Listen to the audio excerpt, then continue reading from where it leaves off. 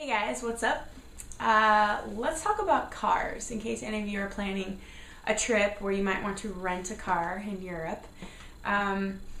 It's not totally necessary. I'm going to tell you that right now, especially for any Americans watching this video. We're very attached to our cars over here, and it's mostly out of necessity because our country is so spread out and just giant that you kind of need a car to get around. You can't really just go places. If you live in the cities, then usually there's bus system, some kind of public transportation, but that's pretty much it. It's just hard to get from place to place without a car. I mean, our infrastructure is not with trains, it's with highways and freeways and stuff. So I think that's the mindset of when Americans are going to travel. They're like, oh, I need a car, I'm not going to be able to get any place, which of course you can, especially if you go to Europe where they have that slamming train system in most places. So we were of that mindset too. We thought, okay, well, if we want to go some places, where we want, or if we want a little bit more freedom, then we're going to need cars. Which a couple of the places that we had cars, or either a city or an entire country, it was pretty necessary. Like in Ireland, we really did need a car because their train system isn't very extensive and there are a lot of things to see that are more remote. In Italy, where we had our first car, not necessary. Oh my goodness. And I'm pretty sure we still would have had a frustrating time in Italy, but not as frustrating. There wouldn't have been as many frustrating things if we had not driven, if we had just taken the train. Maybe. I don't know. I can't really say because we didn't take the train. But it was so weird. Okay, so we had 5 cars total the whole trip. We had Italy, Greece, Germany, UK, and Ireland. And Italy, the first car we had, the car itself was really cool, but the lady was arguing with me right away when we went to pick it up because I paid a deposit and she was trying to make me pay the full amount. And I was like, absolutely not. So, she relented and we got it all figured out. But it was still really expensive to drive in Italy. And I used the same booking website for all of them. And so in some places, the car itself was just a nicer car, so it was more expensive. But when I say Italy was more expensive, I mean we had to pay lots of money in gas, which was kind of everywhere. Lots of money for parking because there was no places to park, and toll booths. And I'm not really sure why there were so many toll booths. It was kind of ridiculous.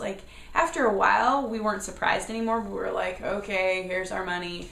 Because I swear, every 10 miles there was a toll booth. So be warned, if you really, really, really must drive in Italy and you're going to drive a lot, from the top of the country to the bottom of the country, you're going to pay a lot of extra money in toll booths.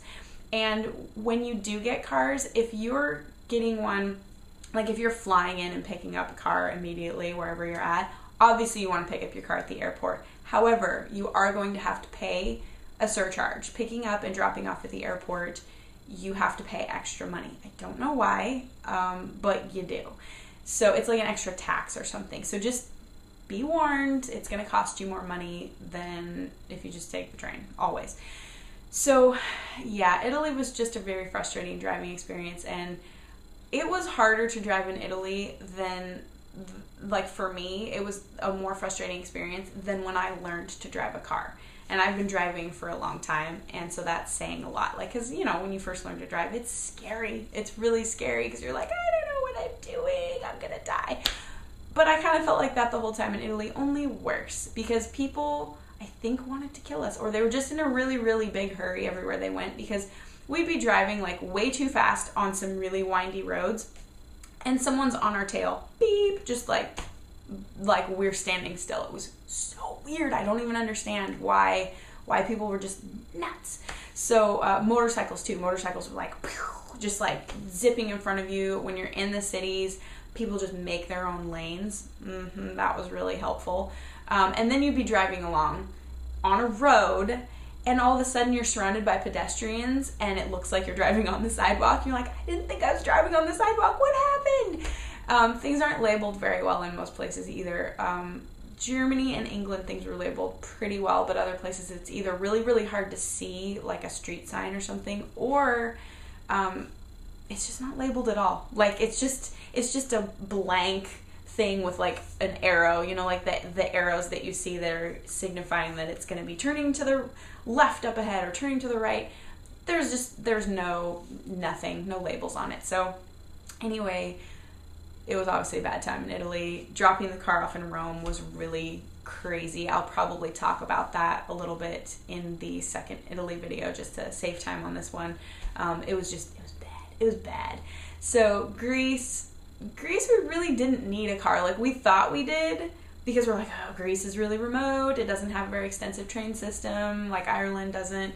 But there wasn't a lot off the beaten path in Greece. There wasn't a lot off of the regular like routes, and so we probably could have just taken like a tour bus or something to the one really remote place that we went. So, you know, it wasn't that bad. The car was not great in Greece. I can't remember what kind it was, but it was just a weird car. We didn't like it at all. And we just, I don't know, it was just a weird situation. And we kept getting stuck behind really crazy trucks that were carrying a bunch of goats or some kind of cargo. And then it was like belching smog at us, belching exhaust. It was awesome. Yeah. But it was okay. It wasn't as bad as Italy. It wasn't like people were trying to kill us, run us down in their cars everywhere we went. It wasn't super awesome. Germany was fantastic. I loved driving in Germany. I love driving in Germany better than I love driving at home because people follow the rules. It was so great, and it helped that we had a really cool car. We had a Volkswagen Golf wagon. It was beautiful. I loved it. And we still had to pay for parking a couple of times, I think, but it wasn't that bad. Germany had a chance to like rebuild roads, you know, when they needed to rebuild after things happened, after some destruction happened, and so they rebuilt them wider, so they're actually accommodating to modern vehicles, and there are parking places. It's still kind of hard in some cities to find a parking place, but it wasn't as bad. It felt a little bit more like home as far as the driving experience. It was pretty good, and they have good like highway freeway system without toll booths. It was great. In England, it was fun. It was fun because, of course, driving on the opposite side of the road that we're used to. And Jared did most of the driving, but I drove a little bit. And we did pick up our car at the airport in England, which, wow, we went to Heathrow, and that was right after the whole liquid explosives bombing scare thing, which is why no one can take shampoo in their carry-on anymore or whatever. And so the airport was a mess. It was a complete circus and zoo combined. It was crazy. So I think it still would have been really busy if we had been there without a bomb scare, you know, that had recently happened. But it was nuts. It was so weird. We were like, oh my gosh, what's going on? I think they were doing construction too, so it was just like many layers of ridiculousness. But it was okay. Like, we got the car and we were like, okay, this is all right. We upgraded to an automatic, even though we'd all normally drive a stick shift, because I don't know what I was thinking. Learning to drive on the other side of the road and learning to shift with the other hand was not smart. But it was really fun. It took about 45 minutes for me as a passenger to get used to not having a steering wheel in front of me. It was crazy because I was all antsy. I was like, I need to be doing something right now. And then I'd look up at the rearview mirror and I can't see behind me because it's tilted towards the driver, or you'd see like another car and there'd be a kid like asleep where I'm normally used to seeing a driver, and I'd freak out for half a second. I'm like, oh, wait, it's okay, because that's the passenger side. And then we were driving really, really slow in the fast lane, because here in America, the slow lane is on the far right, and in England, it's on the far left. So we were on the far right, driving really slow, and we didn't understand why people were honking at us for a while, and we were like, oh, I bet you the slow and the fast lane are reversed. And then people stopped honking at us because we figured it out. And I think I did a pretty good job driving. In England, I only hit the curb like once when we were in like a small little town, because I wasn't used to having like that much car on the left of me. But the rest of the time, I think I did a good job. And when we were in Ireland, we kept the stick shift, because I booked stick shifts all the way down, manual transmission. So we thought, well, we already know how to drive on the other side of the road, so we might as well learn how to shift with the other hand now. And it was fun. It was awesome. And it was very necessary to have a car in Ireland, because their train system is just really sparse. And a lot of the places that we were going were far away. They were far out from the cities. So Ireland was probably the most pleasant driving experience as far as like, we were like, okay, this was a good thing we had a car. Other places, you know, Germany was cool to drive in, but we really didn't need a car there either. So Ireland was the only place where we're like, yeah, we feel good. We're glad we have a car. Although it was still a little bit scary in England and Ireland because the roads are sometimes narrow out in the country. And there's hedges, like really tall hedges, and corners. So you can't see anything coming around the corner. And you're like, if another vehicle comes, I don't think we're both going to fit. One of us might be in a hedge really shortly here. And big tour buses in Ireland kind of expect you to move out of the way for them. And you kind of have to. If you try to play chicken with them, they'll just run you down. So you're like, okay, I'll just pull over. You can pass by. Hi, tour bus. But yeah, it was a good experience to have all the car experience in Europe. It really helped me for future trips to know that I really don't want to drive unless I have to. Like in Ireland, I would probably drive again just because you kind of have to. Or I might just rent a car for like a day. You know, like one day if you're going to go to some place that's far away.